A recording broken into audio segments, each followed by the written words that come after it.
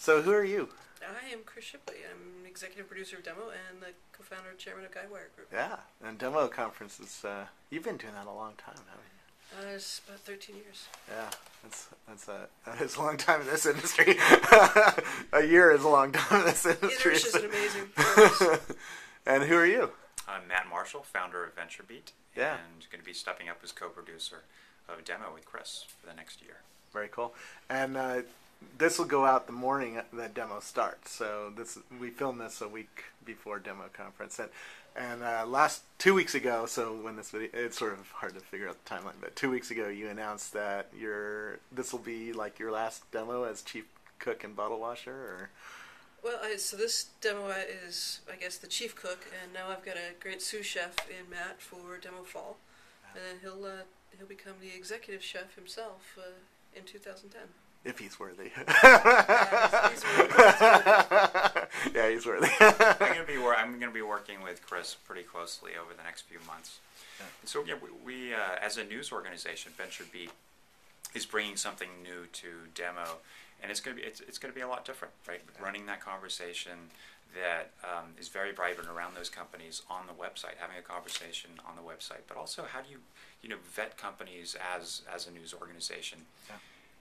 Differently, or how do you change the process so that you've got a system so you're not breaking news early on the companies you're vetting, and covering their stories throughout the year. That's going to be the challenge. Well, we're going to talk about. That's why I really am here to find out what the trends are that you both are seeing, because you're seeing more companies than I am, and I know that's a pretty big feat, because I see a lot of companies too. First, I want to say thank you. Thank you from the startup industry and the tech industry for all you've done, because you've made it possible for a company to launch in a pretty unique way, and the demo conference is pretty well respected even today. Thanks. Yeah, I mean it's been a great ride. This event started in almost 20 years ago with a really different, with the purpose of showing great technology, and we've been able to move it and kind of adapt as the market's adapted, Yeah. and then allowed us to focus on a lot of early stage companies as they were bringing their products to market. And I know this next phase is going to bring more changes, and Matt's going to do a great job with that. Yeah, as a blogger, it's always neat to be in one place and be able to see 60 or startups and be able to cover them. I'm sure that's why you guys got hooked into demo, because you kept going to demo and covering it as a blogger. That's right. Yeah. And tell me a little bit about what it means from a journalist standpoint to go to a show like this. Well, yeah, I mean, and Chris has done an amazing job, and so it's really humbling to be taking that role over. It's full of news, right? So you go down there, and as you say, you've been down there, Robert. So we cranked out somewhere between 20 and 40 stories last time, covering all these companies that are launching, and they're all new. And so, when we thought about it, the event is basically live content. So what you have these days, and Chris was mentioning this, is you've got a discussion that's happening in real time on the floor, and it's being podcast or videoed and blogged about live. And so I think the agenda that we have just meshes perfectly with that. And I think you're seeing other conferences and organizations with that same format, where you have a blog connected with a conference. Yeah, companies tell me they go to demo for two reasons. One is to meet journalists and bloggers and get PR, but the other reason is that they see the VC community. Keep going. So they meet the VC community, and what kind of role does that play in? Because a lot of companies tell me they go there with their teams and meet their potential investors, and some of them get funded right there on the show floor. Tell me a little bit about how the show has evolved from the VC standpoint. Well, if you dial back a little bit, in the late 90s, we made a decision that demo was going to be an all-launch event. In its earlier days, it was a product showcase event, but the markets were shifting, and it made sense to make that change at that point. That radically moved the event, or the participants in the event, away from the large established companies to small startups. But these are companies that have enough maturity, typically, that they're ready to meet their customers and they're ready to meet the market. And increasingly, that's exactly the point where investors are looking to talk to companies. They're looking for deals with as minimum risk as possible, and certainly if you've put a product in the market, you've got customer reaction. That says a lot about, or should be an indicator to the company's future. I think that's why it makes a lot of sense for many VCs to be down there, and yeah, it is a great place to meet them. Yeah.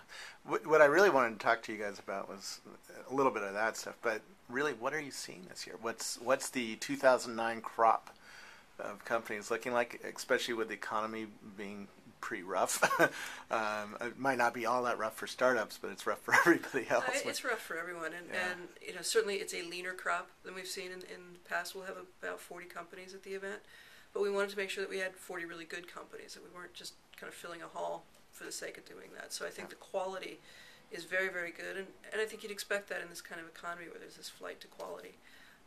I think that while we have companies that are enterprise, infrastructure, development tools on one end of the spectrum, we've got some consumer things, very gadget kinds of products on the other end of the spectrum. Yeah, I saw one of them yesterday. Yeah, great. Well, the theme among all of them is that they're really focused. Yeah. They're driving value to their customer, and they all, for the most part, have really sensible business models. So, the days of let's see if we can get 1 million people to use this thing and then figure out how we make some money doing it, done. And it's, here's a problem we understand in the market, we understand that people are willing to pay to have that problem solved well, and we've got the product to do that. Yeah. What if you were starting a company for next year's demo? What would you be thinking of right now? What are going to be the trends, over the next year that are going to capture investor interest and market interest? I have my own theories, but I'd love to hear your theories. Yeah, I think there's still a lot of work to do in places where we are today. We have seen this tremendous amount of experimentation, and now I think it's time to start sifting through some of those experiments and figuring out where you build real products and where you build companies around those products. So I think there are a lot of different opportunities in a lot of market segments. Certainly, some of the things that Matt's going to be focusing on at the Demo Beat part of the program, I think are really ripe areas for a lot of development around profile and information exchange, around the green IT movement, business productivity applications that are based on, let's take a lot that we learned in the consumer web 2.0 and apply it to business. So ton of opportunity. I think it's just really finding for any entrepreneur, find what you're passionate about, find a group of customers who really have a need, and then go after it. Yeah. What are you seeing, and why join up with Demo? What for VentureBeat seemed like it was going on its own. Why join up and do a product focused show?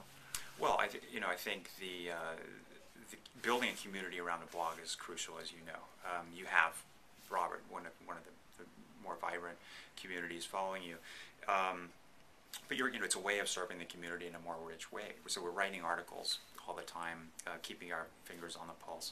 But having a conference is a way to have the offline connections enriched. And to take those stories that you're writing and have a richer theme by connecting the dots. Yeah. And so what Chris was just alluding to were these greater themes that, and so on Demo Beat, which is where we're introducing some of these richer themes inside Demo, which is going to be new.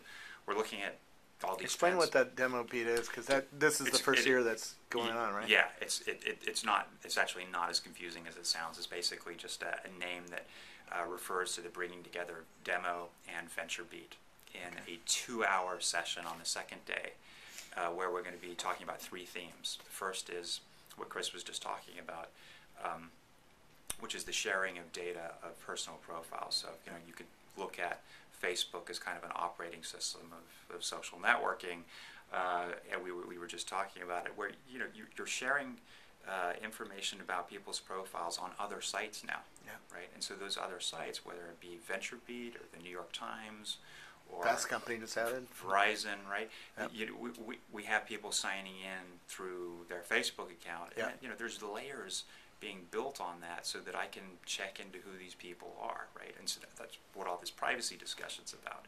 And so the second theme is of Productivity 2.0, is where you had this first wave of companies helping through either Ajax email systems, become more productive in the workplace. And so what we're seeing now is a second generation bringing all that stuff together. So that's what we're talking about in the second theme. The third theme is energy efficiency, where all of a sudden we're seeing, in an analogous way to the data, is on the energy side you're seeing all that being connected. So companies figuring out how carbon footprint is measured, right, and actually coming up with some really cool ways to do that. Whereas before it was the Wild West, right? There was no regulatory group governing how many trees you had to plant to make up for the gas you were driving in your car. Right? Yeah. Now that's actually coming to the fore in 2009, right? So that's the third thing. Very cool. So what else is happening at Demo this week? Yeah. What should we I'm sure people, if they're watching this, will click over. Do you have streaming video still? We do. Actually, we're going to stream the event in live HD. Okay. So phenomenal quality, and one of we actually open the event on Monday morning with Bitstream demonstrating that technology, and then we'll stream the event throughout the 2 days. Very cool. As I said, I think we're going to look at themes about how do we become more efficient in a time when we have to do a lot more with less. Yeah. We're going to see a whole handful of applications, products that are about allowing us to do all kinds of things much more efficiently. As you'd expect, we're pushing on how do you make a smarter, better internet, how do you develop and bring applications to market more quickly. Yeah.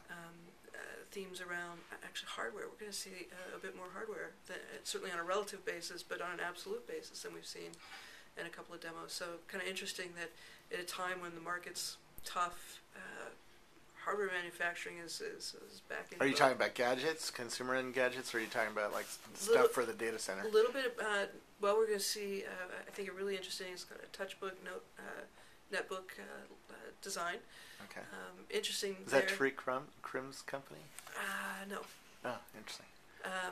But it's being developed in kind of an open engineering way. So taking the concepts around open source and using those sort of open engineering to design a really smart hardware system. Some really cool things happening in consumer video. So I think we're going to just see. I don't know. I'm an eternal optimist. I always think that things are going to get better and things are always moving forward. And this is a marketplace that's putting as much opportunity as it is roadblocks in the way. So I think that we're going to see a little leaner demo maybe, but for terrific companies, terrific program that Matt's put together. And as a journalist, I find this time is more interesting because there's fewer companies to cover, but there's, like you said, the quality of the company is unreal right now. Well, yeah, it's the sort of natural selection, right? If you're not a smart entrepreneur, you're not building a good company with a strong product, you're not going to be in business for very long. Yeah. Any tips for I've done other interviews with demo coaches and people who've won Demo God awards, but any tips for how they can knock it out of the park next week? It's always the same as always. If you're passionate about your product and you can relay that passion, it doesn't matter whether you're on the demo stage or any place else. That's what wins the day. Yeah. Are there 2 or 3 companies that stand out in your mind that you think are early favorites in your mind for winning the Demo God this week? Matt's going to have to come up with his own line on this. But I said, I'm one of 5 kids, and my mother loved all her children equally. It's hard to pick favorites. It's hard not to. I know she loved me most, but. But she didn't articulate that until you were older, right? The Demo Gods, it is conceptually. And I can't take credit for it other than continuing to propagate it over many years. But the Demo Gods has this great purpose of focusing these companies on that 6-minute time slot and really wanting to impress an audience and do that in a way that is going to cause the audience to want to spend more time with them. Yeah. So it's a terrific motivational tool for those companies. And I think we're seeing there's no company that comes into demo that doesn't think I got to win that award. So. Yeah. We'll see some interesting performances the next couple days. Yeah. And so, Matt, you're going to be on stage for a couple hours moderating this. I'll be introducing these three themes, and I hope to introduce some of our writers, Eric Eldon and Anthony Ha, because they've been working on some of these themes too. But yeah, we don't want to interfere with that real sense of suspense that that exists at demo. I don't know if you've ever been on stage at demo, but it's actually a frightening experience. You're introduced into something called the green room, which I think is called green for a reason, right? People actually literally turn green before they go onto stage, just because of all the suspense that's there. So we don't want to interfere with all this really good stuff that Chris has built over the years, and we don't want to disappoint the demo gods. They've been good over the years, and what we do want to do is introduce the, as I said, a sense of discussion and depth in a thematic form, which really won't interfere with the format that Chris has already set up, right? So you have the demonstrations, but then you have a richer discussion around those demonstrations. You're taking over full time in the fall, right? So so I'm going to be mentored by Chris through the next few months through fall. So we're going to do fall together. Oh, okay. And then after that, I'll be taking over, so that I get one full cycle, just because I've just started. Yeah. How many companies do you look at for each show? I mean, well, over the course of a year, what's the process? If I'm an entrepreneur and I have a cool thing, I think it would impress you. I just email you. There is a formal application process, which isn't so formal. But most of the companies, Guidewire Group sees about 2,000 companies a year, and sits and talks with those companies and tries to understand what they're doing and when they're doing it, and does it make sense for demo or some other activity that we're doing. So through a formal process, there's a couple hundred companies through our broader funnel, obviously many more than that, and I think it's going to feel a little the same for VentureBeat. Yeah, 2,000. I don't know how that number sounds to you. That's a lot of companies. So it's too many. You look at the universe of private viable companies that are venture backed. It's about 10,000, right? So that's about a fifth of the entire universe of companies trying to break into that new class. So that's going to be a lot of work. I'm not sure how much I'm going to be copying you in terms of your travel, but you'll find your own way. Tens of thousands of miles. That's pretty impressive. Yeah. You don't want to be a million mile club? Is that what you got to? Let me tell you, you get absolutely zero for it. I got an upgrade. Yeah, you get that at 100,000 miles. You celebrate. Oh, I got exit aisle. I got on the plane 2 minutes before everybody else. Yay. But the worrying thing is that the innovation is global now, and I think we were talking about it after the last boom. No, it's crazy. I mean, I was driving up to Vancouver this weekend, and I Twittered, "Hey, I'm driving," and people started saying, "Oh, you guys see this company in Bellingham? Where the hell is Bellingham?" And sure enough, there was one tech company in this town, and it was really good company. It was like, wow, they're really doing mind blowing stuff that could fit in right in Palo Alto. Right. And that's true in China, right, or in Israel. Yeah, and we've been talking about it for a decade, but it really didn't happen after that last crash, and it took a while. And it's really been over the last few years where I'm actually getting on planes and going to places like Finland, and seeing these great companies that are doing stuff in mobile because of the ecosystem around Nokia, or going to Germany and they've got a growing ecosystem there. So it's only going to increase. Let alone India and China. So I'll definitely be doing more traveling. Absolutely. What have you seen in terms of the changes in the last 10 years since you started doing demo? How is starting a company a lot cheaper? Is it different? I mean, it's certainly going more global. It used to be you could only really start a tech company in Silicon Valley or maybe New York. And now it's like you can start one in Bellingham. Where the hell is Bellingham? Well, it's absolutely a global market, and I think that you'd be insane whether you're in Palo Alto or you're in Bellingham to think otherwise. Actually, I've got to say, I think that there are a lot of companies I've seen recently outside of Silicon Valley that couldn't have been created in Silicon Valley because they required a more normal approach. I didn't want to they require a little bit more time to percolate, right? Yeah. These are companies that are dealing with some really complex issues, and in a kind of go, slap your widget up and see how many people will click on it. Energy that Silicon Valley can get, you kind of miss an opportunity to do things in a different way. So I think that there's actually a lot of value to blend those cultures. Taking venture funding really causes you to look at the world a little weirdly, doesn't it? Because you really have to think about how are you going to make money in 18 months. And the normal world doesn't work that. When I ran a camera store, we didn't think we got to turn around 10 times our investment, in 18 months, or we're going to be out on the street, I got thrown out on the street at PodTech, right? Because it didn't work out, right? Yeah. And, it's definitely a different.